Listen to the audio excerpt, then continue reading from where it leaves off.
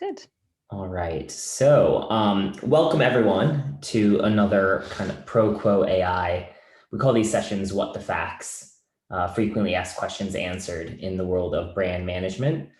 If it's the first time that you guys are joining us today, welcome to each and every one of you. If you've been here before, welcome back. My name is Michael Coden. I'm the head of marketing at Pro Quo AI. We're an AI-powered brand management platform that a lot of today's brands are using to get certain behind the marketing actions that they're taking daily. We've built a technology that serves marketers with AI-powered custom action plans tailored to marketing growth goals, which is a really hot topic, which we'll go into detail today. And in Proco, you just simply set and you tell the platform what your growth goal is, whether that's to steal share, drive your distribution, grow your penetration, and so on. And the platform tells you the precise marketing actions that you should take to grow. Everything's done in real time with your brand, with your competition in your category. And that generates a lot of big data, which is crunched to surface what decisions you should make to be certain that the actions you're taking are actually going to drive towards your growth goals and be aligned with your brand strategy. Since we're talking about brand strategy and kind of growth goals, we've over time analyzed thousands of brands to date, and we've got some wonderful ones that are on our platform. Pippin Nut, Deliciously Ella, Miso Tasty, all the way through to brands like Harry's and Method, Tony's Chocolonely, and more. And because the subject matter is so close to Proquo's home today, we wanted to give everyone here that's new to Proquo 30 days free. You just need to email Amelia at any point this week to book in some time with us. And the platform, it's the single thing that kind of can help a marketing team reach their growth goals and craft their brand strategy. So we'd love to offer that to you if you're new to Proquo today. We're also a proud partner of the Copy Club. If you don't know them, you should. Fran's joined us here today. They're a community of really awesome marketers. They lead events, they have courses, they do clubhouse sessions. They even have like a really amazing recruitment team, which they call their matchmakers. We work with them to recruit people to our company, and definitely reach out to them if you'd like to learn more. We're also a proud partner with the Mother family, and joining me today is Matt Sadler, the strategy director at Mother. Matt, how are you? Thank you for joining us. Well, thank you for having me. It's an honor to be here. I'm Matt. I'm from Mother, strategy director.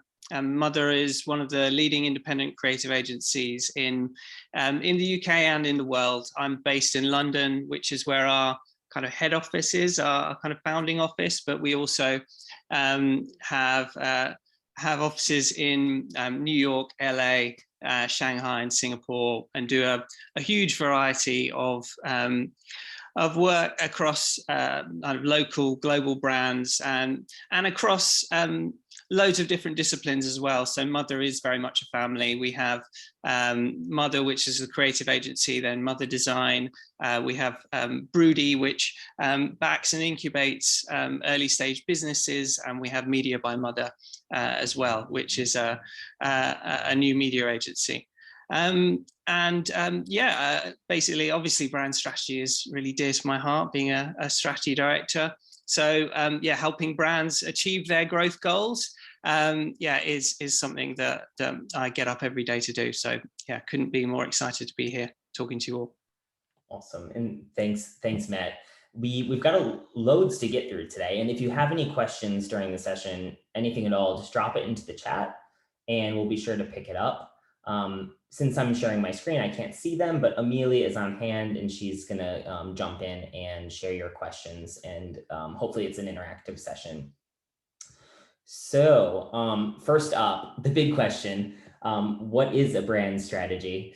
I mean, to me, when someone says, build a brand strategy, it can be like quite a nebulous thing. And a lot of people kind of find it hard to define kind of where their starting point should be. But at the heart of it, kind of a brand strategy is your North Star for achieving what it is that your brand's commercial objectives are, your growth goals. And it does three kind of primary things. The first is that it sets out what your brand stands for. So how is your positioning in the market a relevant one to people? How are you relevant within your category? How are you relevant versus what other brands currently are out there, i.e. your competition? And most importantly, it outlines kind of the plan for your brand to deliver back to your business a commercial return. So to show kind of what the commercial impact is for your brand on the wider kind of portfolio of brands that your business might own. The second element of a brand strategy looks at your promise to customers. So what is it specifically about your brand that your product or service offers to people, and what do they want and need? People, what do they want and need from it that your brand is going to deliver upon? What benefits might your products entail that are going to actually deliver upon something that meets people's wants and needs? And what are you going to particularly center yourself around within the category to seize an opportunity? The final thing is how you actually execute your brand within your strategy and how you present yourself to people and to the world. How does your creative take shape? In what kind of media outlets are you going to be presenting your brand? What's your kind of pricing and product strategy? All of that kind of go-to-market element is wrapped around a brand strategy. So to define it at a higher level, it's about creating a solid plan, often that's powered by data to drive your business forward. It's something that gives your brand a structure. It creates, a landmark by which you can measure success, and ultimately, it's something that you should be using and looking back at to reach your growth goals. I'm going to pass it off to Matt to say something probably a lot more meaningful than that. So, Matt, over to you.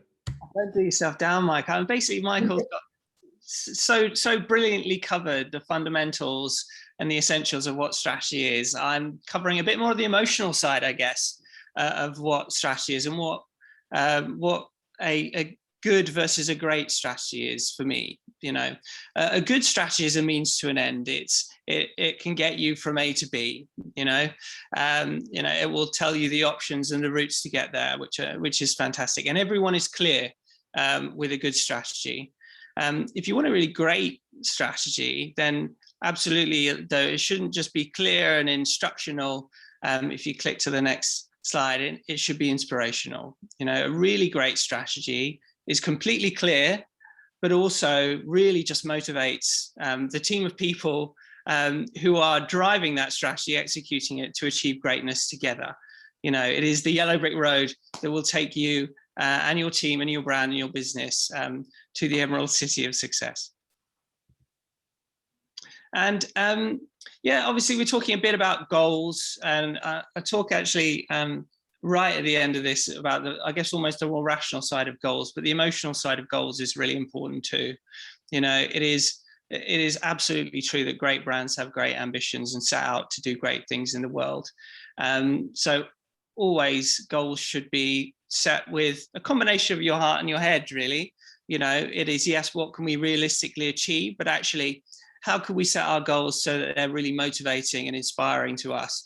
And I'm sure you guys will have heard the quote from Steve Jobs before, but his overarching big, hairy, audacious goal, if you like, was to put a dent in the universe. And it does tend to be the brands that set out to achieve the most amazing things that are the ones that are remembered and that make a real difference.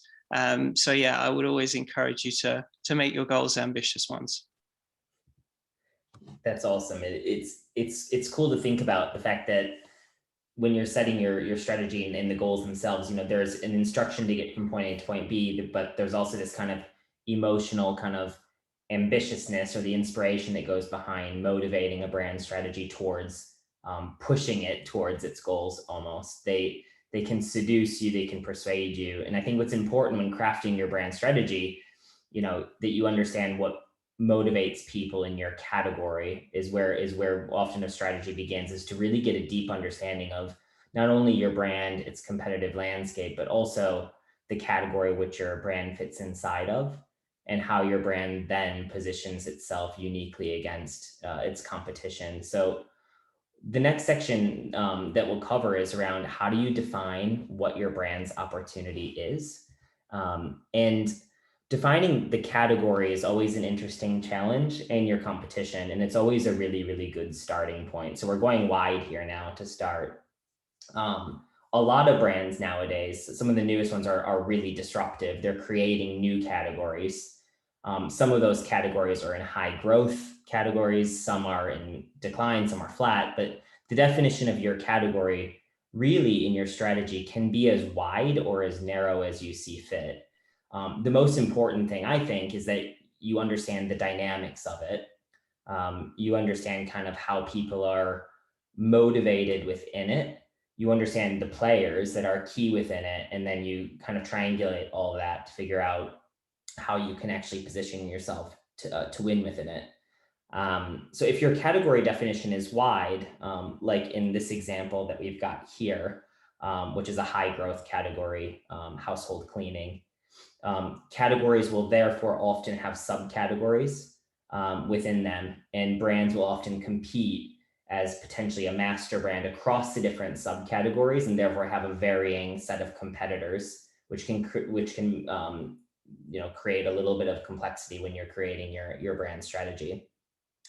But what's really key before you dive into the depths of it is to take the time to kind of ground yourself in your category, clearly define it, define what subcategories exist within it, size up the category and the subcategories, size up the key players within the category, and that will help you ultimately understand what the total potential is for your brand as it competes, so that you can set an ambitious but achievable growth goal for you and your brand.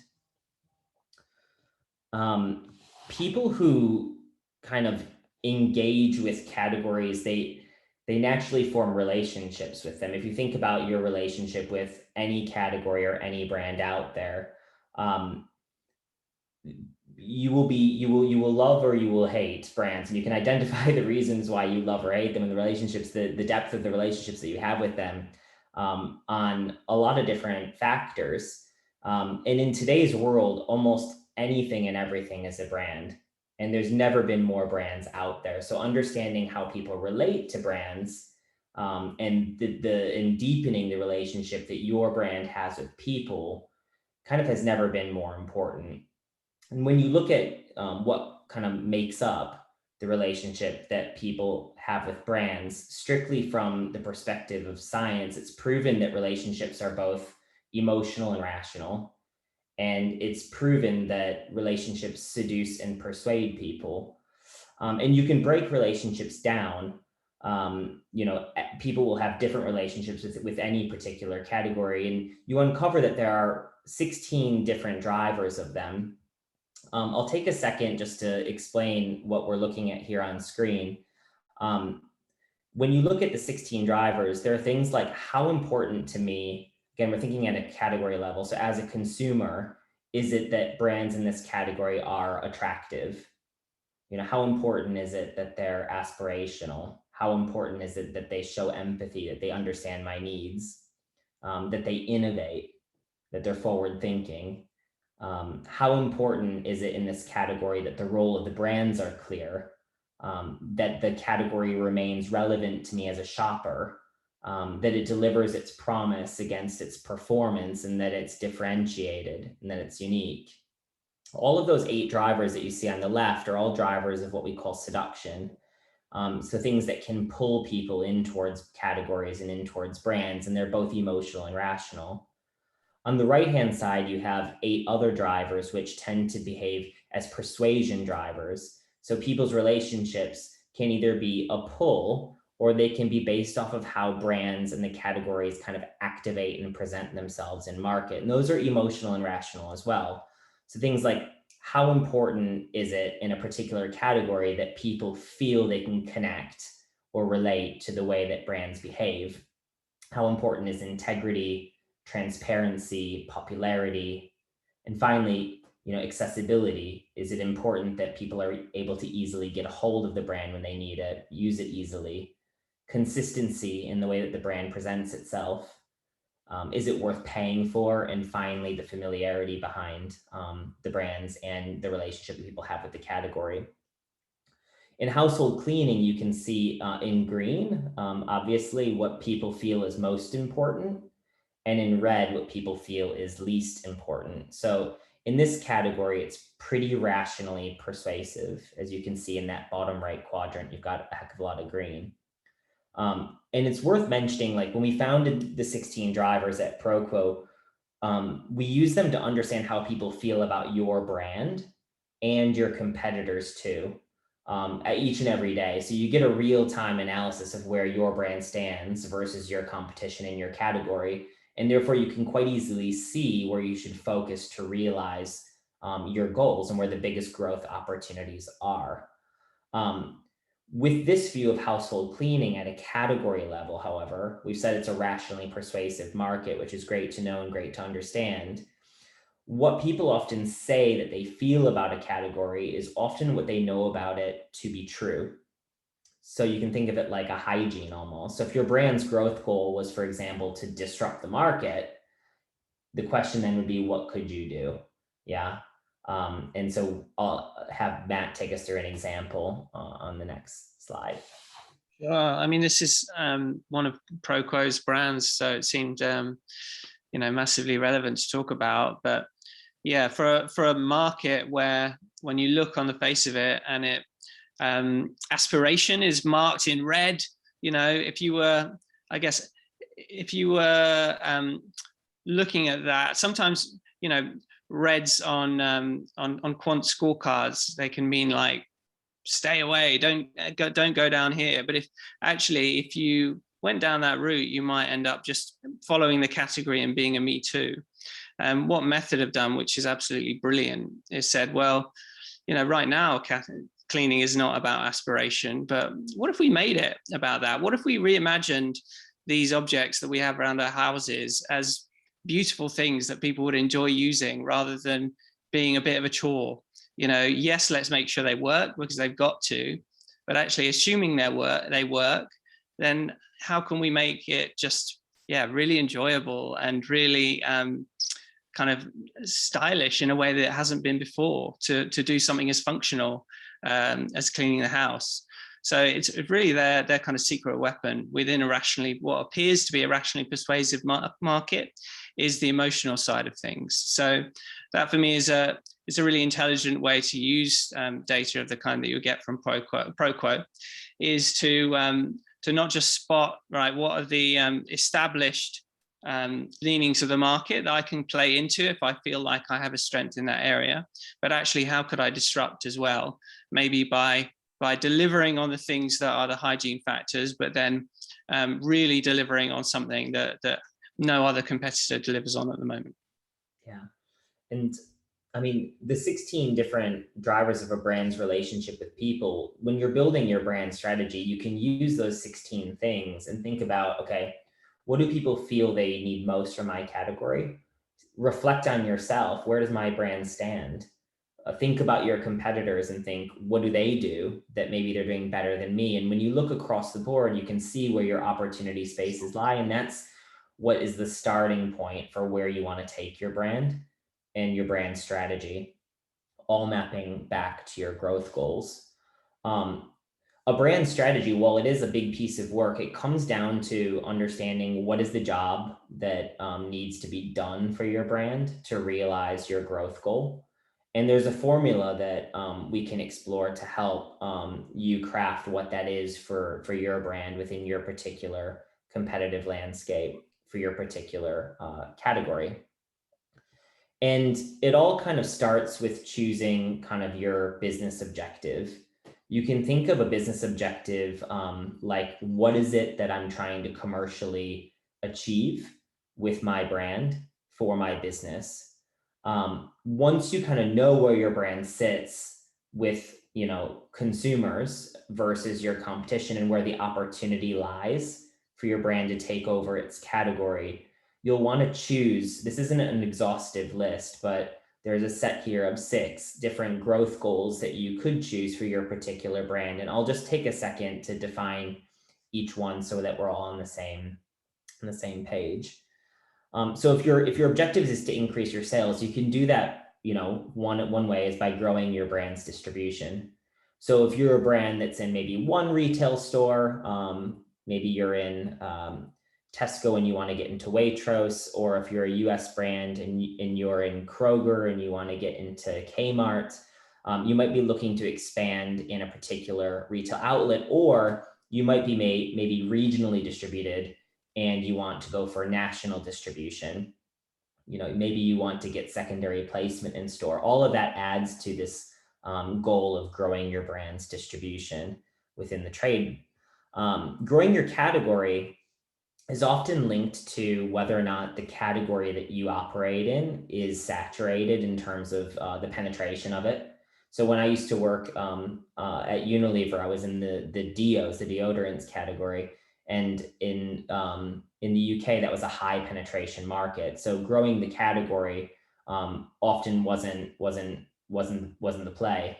But if you're in a newer category, or you're seriously kind of trying to grow the penetration of it, then especially if you're the market leader, in fact, often when you bring in new users, the market leader will get disproportionate share of that entry, that they'll tend to set a category growth objective. Thirdly is disrupting the category.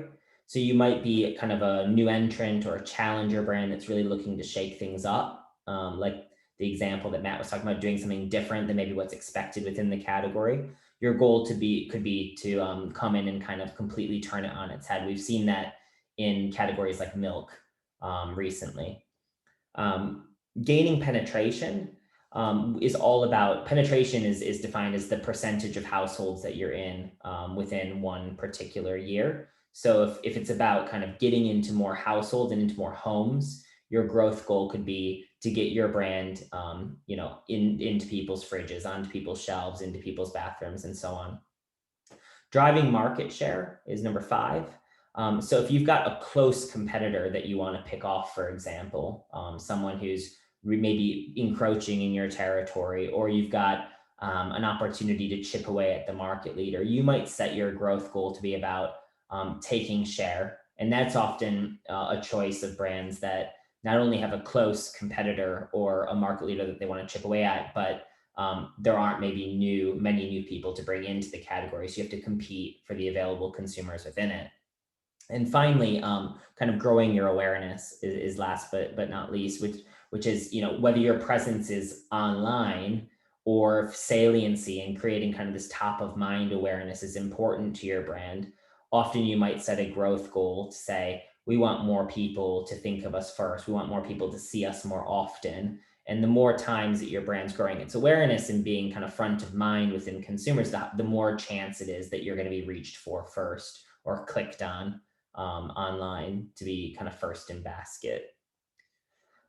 Again, not an exhaustive list, but definitely important to first understand what it is that you want to achieve for your brand back to your business. Yeah, and this is just a bit of an example as well to kind of bring some of that to life, but then also show how there can be some nice little overlap between some of those different areas as well, and you can have one which is also a route to one or more of the others. But I work with Nude Gum. You may not have ever come across Nude Gum, quite a small little challenger gum brand that we've just recently started working with. And this is them before they started working with us, which is kind of nice enough, plain little gum packaging, kind of ethical gum. And their line was naturally naked gum. And what we did is put more of that ambition in them that we talked about, really, and really set the goal, that one of the goals that Michael was talking about, to really disrupt the market, and say, actually, you've got a real opportunity here, which is kind of almost hidden in your current brand identity, which is this thing at the top there you see, plastic free. Because something a lot of people don't know about chewing gum is that normal chewing gum is actually single-use plastic. And of course, single-use plastic has become quite demonized in the rest of the world. We've all stopped using plastic bags, but nobody thinks about gum. Gum is gum. Gum isn't plastic, but no, gum is actually plastic. So there is that killer fact, and we did some quant research around that as well that shows that almost no one knows that fact, but when people do know that fact, it massively changes both your propensities by normal gum and your and your consideration and attractiveness of nude as a gum brand. So we work with them to really disrupt the market, bring that out loud and proud in their new identity, working across the Mother family. So it involved, Broody, Mother Design, and Mother. If you click on, you'll see a bit of our identity and campaign that we developed. So we completely revamped their packaging with 2 plants, not plastic, bringing that to the floor.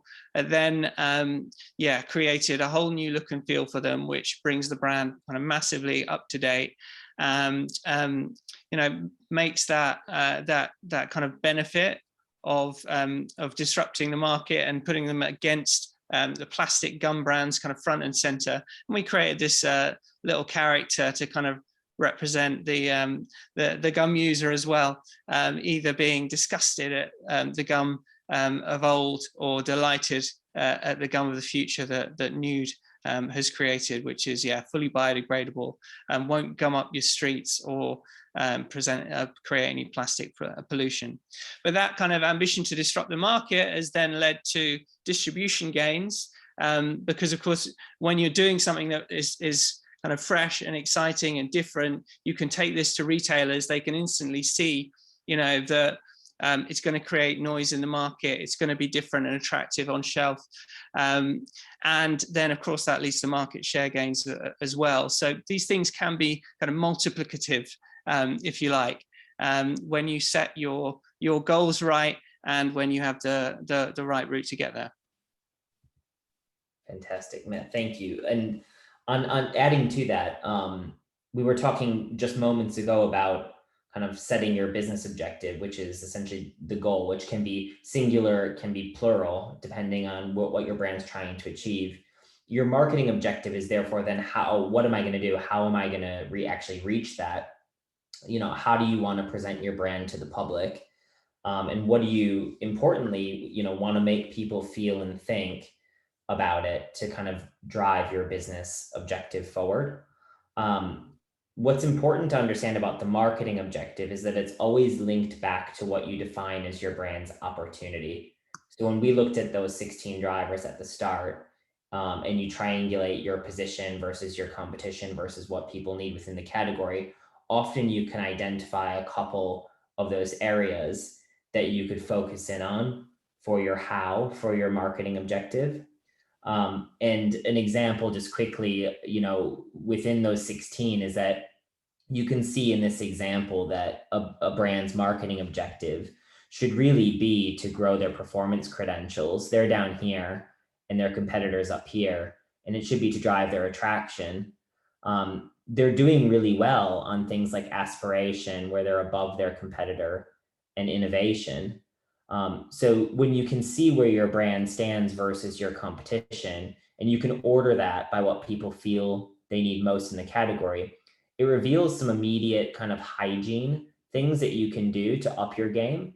And if we were to see an example of, I've seen in some categories actually where a brand is excelling quite significantly on certain drivers or behind on certain drivers that are further down in importance within those 16. If you find that you've got a competitive advantage in something that maybe is not yet capitalized on, that's like gold dust for disrupting the category. And we see a lot of those challenger brands that are coming into the market really excelling on the bottom half of their profile because they're shaking things up and they're doing things differently. But the question, I guess, before us is then how do you make everything actionable within what we've discussed? And I find a really helpful kind of thing to do is to write a get to buy statement. And what this does is it helps ensure that the importance of your category, your competition, and most importantly, the consumer is linked to your commercial business objective. And all of that is linked to the marketing objective, how it is that you're going to present your brand and that it all works together to help you achieve your growth goal. So just an example from gin, we'll take a gin brand.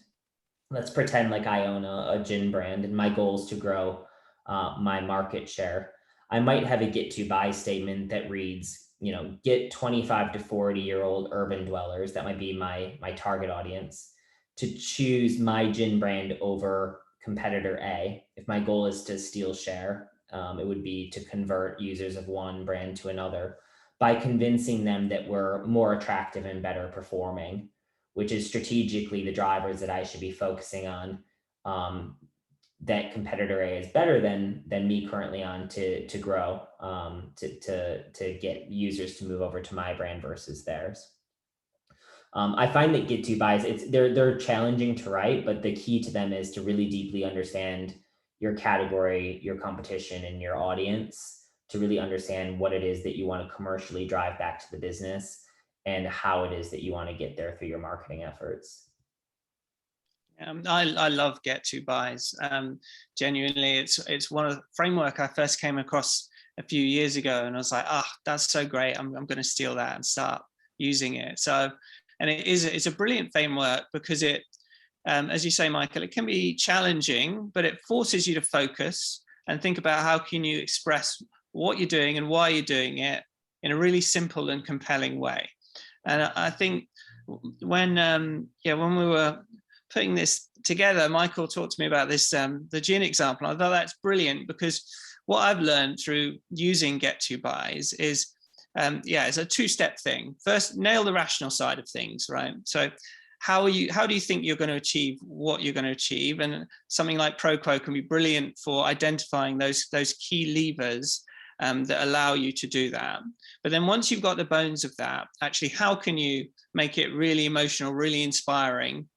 And then because ultimately that's what provides the energy that will create the amazing solution. So, and actually there was thinking about a gin brand who wants to beat its established competitor by showing them that they're more attractive, better performing, really reminded me of a real life example with Hendrix, a fantastic brand who's really disrupted the gin market over the last few years.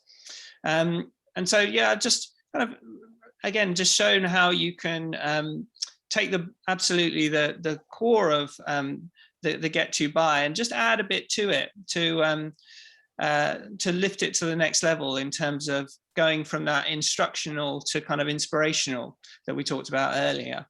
So our fashion conscious urban dwellers, right? So 25 to 40-year-old urbanites, always good to have a vision in your head of roughly who you're talking to, but then they're fashion conscious, and actually we're about being more attractive, but also better performing, which for gin is probably about better tasting.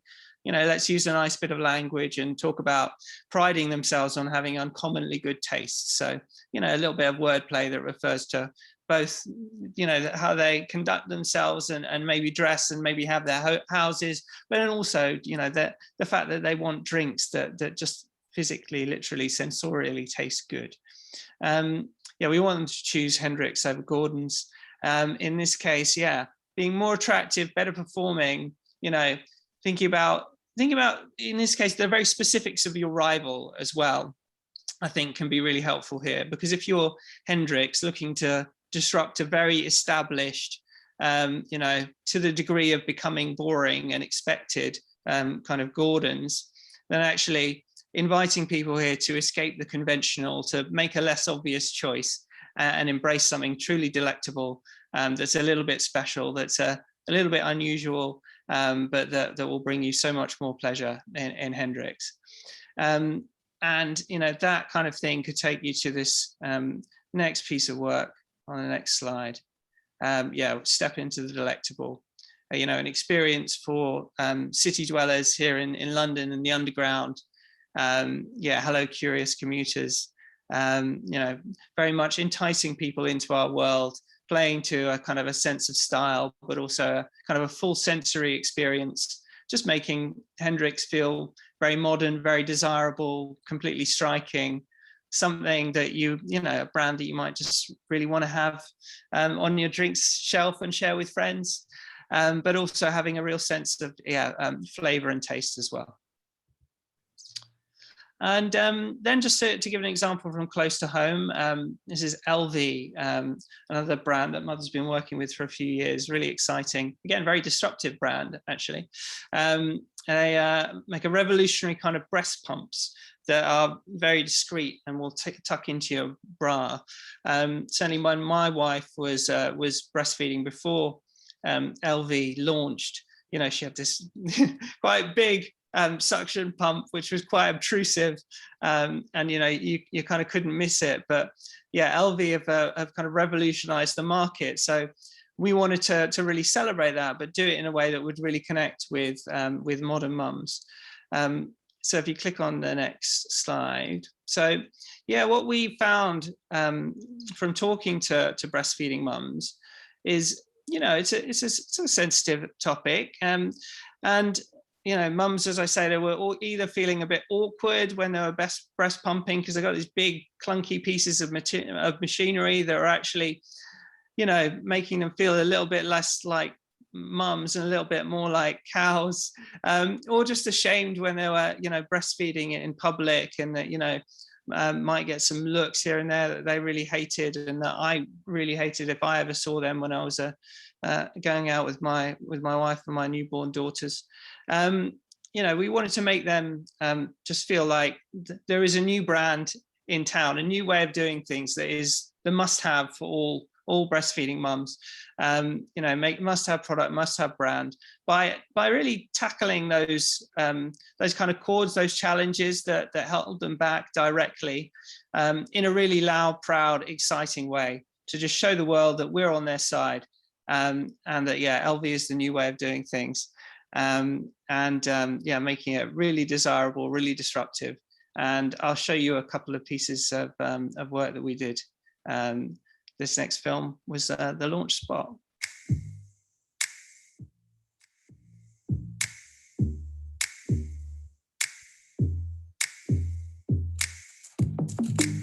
I'm a feeder, but I'm a human female.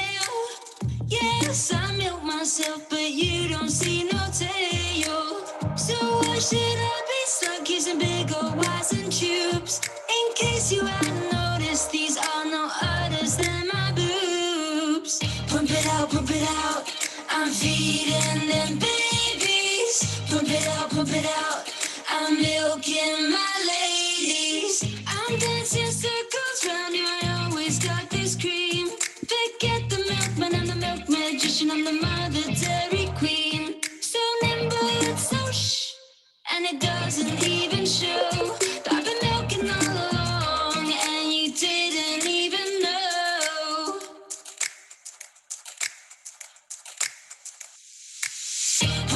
Pump it out, I'm feeding them babies. Pump it out, I'm milking my ladies.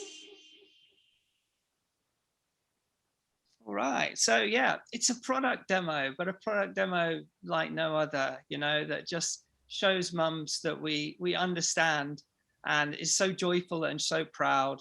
And yeah, you know, it's a cliche to say that things went viral, but you know, it caught the imagination of mums around the world and has been seen millions of times. You know, and we've been keeping the ambitious work going in line with their business ambitions. You know, we this is something we did around London called Free the Feed, where we stuck giant inflatable breasts on buildings around London, in order to campaign for women to feel more comfortable breastfeeding. You know, and we did a big PR piece around it, and it was splashed all over the papers. You know, getting the word of LV out there, that again, that women, that LV is championing its audience and is there for them in every way. And yeah, it was phenomenally successful, all told. If you click on to the next one. Yeah, I mean, there are some big numbers on here. I won't read them all out, but yeah, when you have ambition and you deliver on it in a really bold way, then you get the returns, you get the headlines, you get the earned media, you get the sales growth as well. You know, there's a ridiculous statistic. 1 in 5 pregnant UK women were on the waiting list for an LV at one point. It was at the top of the John Lewis sales list for quite some time, and ultimately it led to a record-breaking funding round for them, and has powered the next stage of their growth, both in the UK and internationally. So yeah, really fantastic example of a really ambitious brand delivering really ambitious work and getting results from it. That's awesome, Matt. Thank you. And there's one final bit here, I believe, isn't there? Yeah, this is, I guess, the slight rational side of goals. When you are setting goals, you'll be familiar with this, a lot of you already, I'm sure, but it's always just helpful to make them really concrete. SMART is a lovely little acronym. It holds true and has held true for many years. Be really specific. What exactly are you trying to achieve? Put some numbers against it, make it measurable. This helps to keep you accountable. It also helps you sell things through the business, and quantify the benefit of what you're trying to set out to do. Make it attainable, but make it ambitious. As I say, that there's a sweet spot between those two things. You don't want it to be too easy. Equally, you don't want it to be ludicrous. But if it is ludicrous, then you might need some kind of fairly out there solution, which can be interesting as well. So attainable but ambitious. Then obviously relevant. If you've got intermediate measures, make them clearly relevant to what you're trying to achieve at a macro level, and then timely. Give yourself deadlines. Make stuff happen.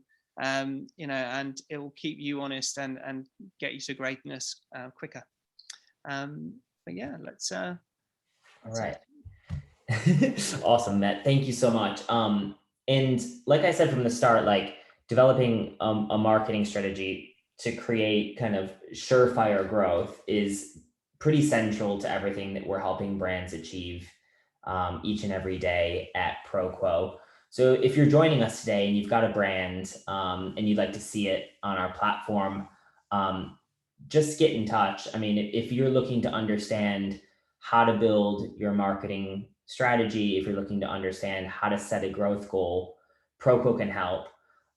In our platform, all you do is you tell ProQuo what it is that you're trying to achieve, what's your growth goal, and in literally 2 simple clicks, ProQuo will tell you what marketing actions, which of those drivers, and what specifically within the world of marketing should you be doing to actually realize that ambition. So if you'd like to check us out this week, and if you join during May, we're offering everyone here 30 days totally free. Just email our host, Amelia, and she'd be able to hook you up. We wanted to save 10 minutes for questions. And Amelia, I don't know if anything's popped into the chat yet. So firstly, there was a lot of love for that LV advert, Matt. Everyone was really enjoying it. I think that's a lot of inspiration taken for people from that. And then in terms of questions, there was one that Matt actually answered in the chat, but we'll start here. And then if people want to add questions or just shout them out, then please do.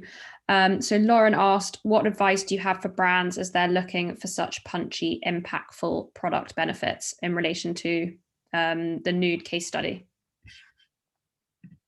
Yeah, so I've answered a little bit about that, but I'll kind of summarize what I said. I mean, the truth is it will be different for every brand, every category, but there are some general rules that you can apply, by looking at what kind of ugly truths are there in this case. There was definitely an unspoken truth that chewing gum is plastic, and that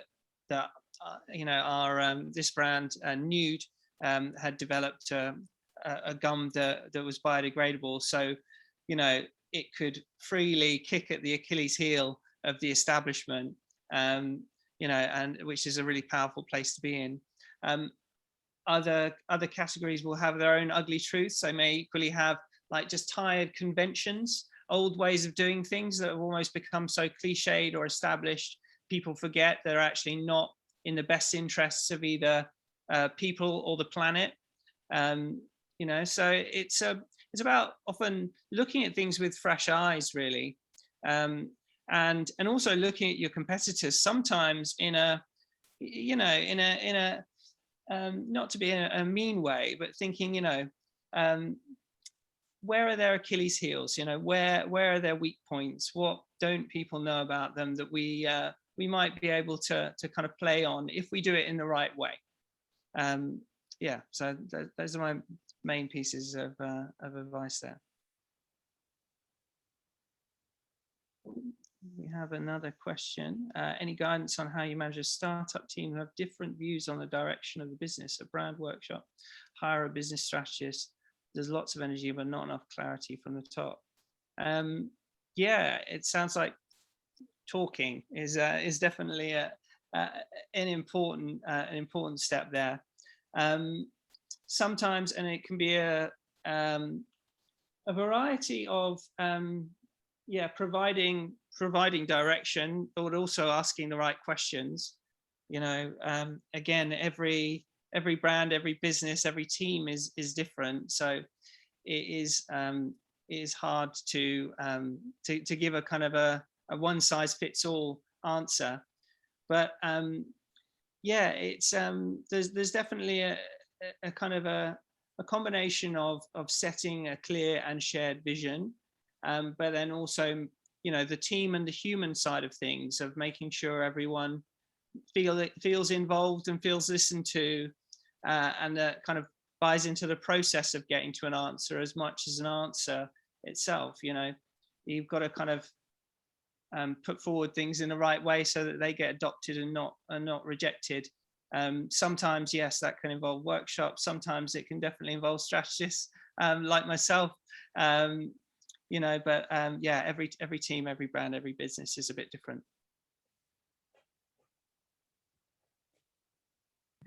Any more questions for anyone? Can either shout them out or drop them into the chat. I think that's all. I have one last question if no one else does. It's Lauren, by the way, again. Thank you for your answer on my other question, Matt. That was really helpful. This is kind of part question, part observation, but just looking at that LV campaign, it was one I hadn't come across before. And as everyone else has already emphasized, amazing work. I wondered whether this was something that was kind of on your mind as you were developing that, because obviously in creating something very kind of discreet and in a category which is kind of got tensions around, you know, women feeling judged or exposed, to navigating that tension between, you know, we don't want them to feel like they should be feeling like they should be discreet versus giving them something that makes them feel comfortable. Was that a conversation that you had as you were working through the strategy on this, or did that kind of happen by accident?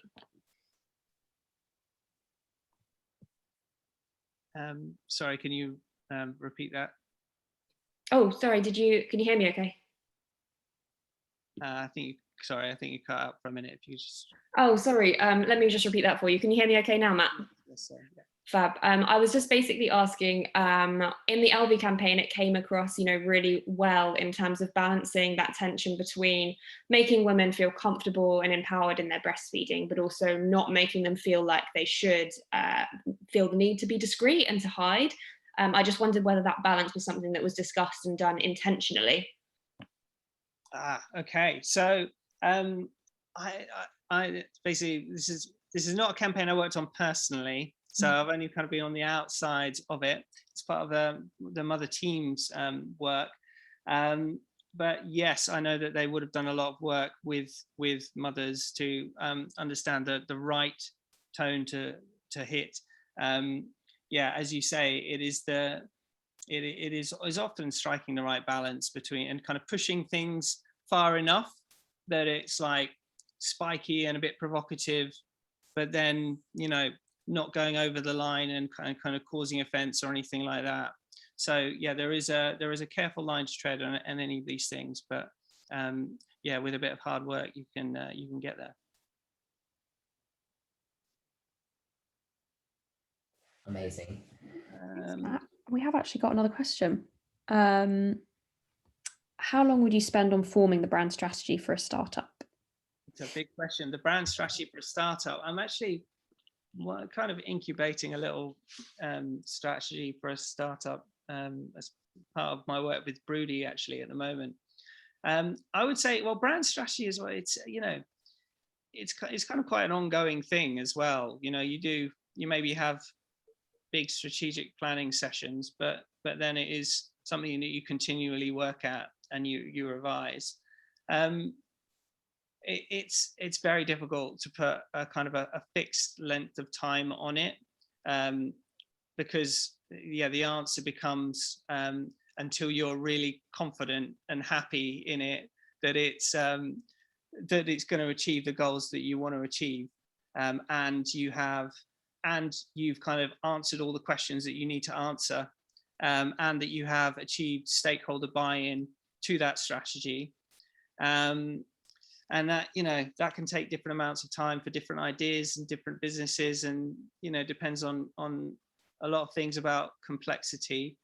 But certainly I would say this is where as well the benefits of working with a something like ProQuo, where actually it can help you to get to a position of confidence more quickly, because definitely you can feel more confident in what you're doing if you've got the numbers to back it up, you know, especially when you're a startup and you're wanting to persuade investors. Then you know, having numbers and data and really helps to give you that kind of robustness that can make the difference between, oh, that's an interesting idea, to, oh my God, that's an amazing idea that's really going to make an impact in the market.